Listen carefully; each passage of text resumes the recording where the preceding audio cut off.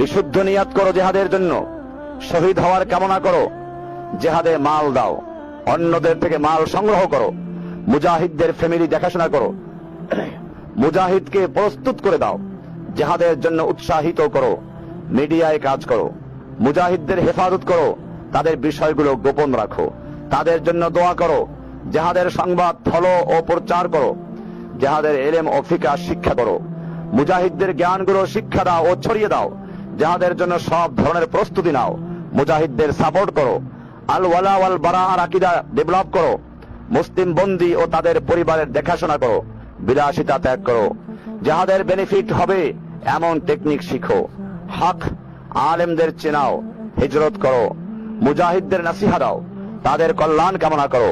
এই সময়ের ফেরাউন ও মুনাফিকদের মুখোশ উন্মোচন করো, যাহাদের নাশিদ বানাও, কবিতা বানাও, যাহাদের গজল তারানা জিহাদি জজবাত তৈরি করে এমন কবিতা তৈরি করো এবং প্রচার করো।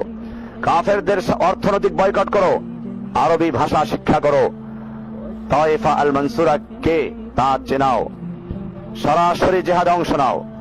এই হচ্ছে কিছু ওয়ে, তুমি কিভাবে ওয়াসাইলু মুশারাকাতুল জিহাদ, তুমি কিভাবে জিহাদে অংশগ্রহণ করবে তার কিছু রাস্তা তোমাকে বলে দেওয়া হলো। সুতরাং অগ্রগামী হও, যত বেশি ভাবে সম্ভব তোমার সাপোর্ট শুরু করো। তুমি মুজাহিদিন এবং আল্লাহর পথে বন্দী এবং তাদের ফ্যামিলির খোঁজ খবর নিয়েছো কি? তুমি তোমার সব প্রয়োজন মিটিয়ে সুখে দিন কাটাচ্ছ, আর তারা প্রয়োজনগ্রস্ত নয় তো? তোমাকে আল্লাহ মুক্ত রেখে পরীক্ষা করছেন, তুমি আল্লাহ এবং তার রাসূল এবং ঈমানদারদের বন্ধু হিসেবে নাও কি?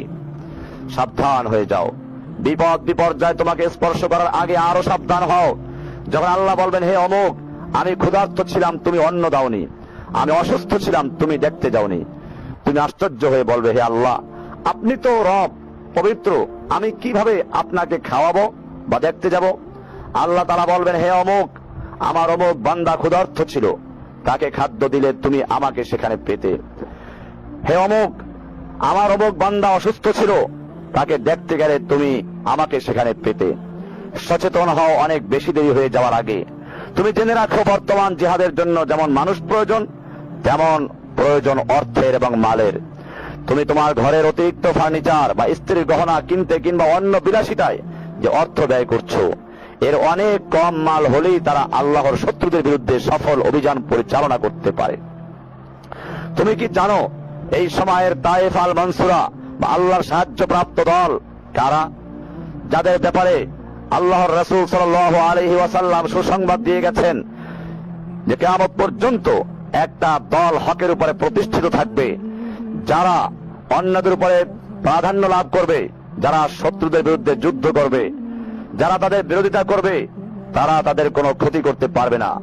চোখ মেলে তাকাও, কারা ইসলামের শত্রুদের বিরুদ্ধে যুদ্ধ করছে, কারা বর্তমানে আত-তায়েফা, কারা সমস্ত দুনিয়ার কাফেরদের সর্দার আমেরিকা ও তাদের আহজাবের সাথে যুদ্ধ করছে, কারা মুসলিমদের ভূমিগুলো থেকে কাফেরদেরকে বের করে দেওয়ার চেষ্টায় রত আছে, কারা মুসলিমদের পাশে দাঁড়াচ্ছে, কারা আল্লাহর কালিমাকে উচ্চে তুলে ধরতে, শরিয়াকে কায়েম করতে, খেলাফতকে ফিরিয়ে আনতে ওয়াকাতরে প্রাণ বিলিয়ে দিচ্ছে, কারা মুসলিমদের উপর জেকে বসা মুরতাদদের পরিবর্তনের জিহাদে রত, কারা মুসলিম শিশু মা বোনদের ইজ্জত, বন্দী ভাইদের রক্ষায় প্রাণ দিচ্ছে, কারা এই উম্মার জন্য সর্বদা চিন্তিত।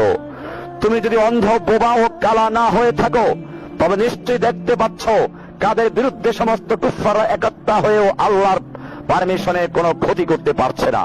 আল্লাহর জন্য বলছি, তাদেরকে খুঁজে বের করো এবং তাদের সাথে লেগে থাকো, অন্যদেরকে তাদের চিনাও, তায়েফাকে যত সম্ভব সাপোর্ট করো, তাহলে তোমার জন্য সুসংবাদ। হে গোরাবা, আল্লাহর ফরজকৃত বিষয়গুলো পূর্ণ হেফাজত করে আল্লাহর নৈকট্য অর্জন করো, নফল সমূহের ব্যাপারে অগ্রগামী হও, যাতে তুমি আল্লাহর ভালোবাসা পেতে পারো। তুমি তোমার সালাতের ব্যাপারে যত্নবান হও, ইখলাসের সাথে খুশু সহকারে, যেন তুমি আল্লাহকে দেখতে পাচ্ছ। যদিও তুমি আল্লাহকে দেখতে পাচ্ছ না, ফাইন্নাহু ইয়ারাকা, তিনি অবশ্যই তোমাকে দেখতে পাচ্ছেন। জীবনের শেষ সালাতের মতো যথা সময়ে সুন্নাহ অনুসারে জামাতের সাথে সালাত আদায় করো। পরিবার পরিজনকে এই সালাতের নির্দেশ দাও। যাকাতের ব্যাপারে যত্নবান হও। যদি তোমার নেশাব পূর্ণ হয়ে থাকে, যাকাত মুজাহিদিনদের দাও, তবে যাকাত দিয়েই ক্ষান্ত থেকো না, তোমার মাল দ্বারা জিহাদ করো, আল্লাহর সন্তুষ্টির পথে ব্যয় করো, অর্থ উপার্জন করে জিহাদ এবং অন্যান্য কাজে ব্যয় করো। জেনে রেখো, জান দ্বারা যুদ্ধ করার সাথে সাথে মাল দ্বারা যুদ্ধ করাও ফরজুল আইন। সুতরাং পকেট থেকে ব্যয় করার মাধ্যমে তুমি জিহাদের অর্ধেক ফরজিয়াত আদায় করতে থাকো, যতক্ষণ না শারীরিকভাবে জিহাদে অংশগ্রহণ করতে পারছো।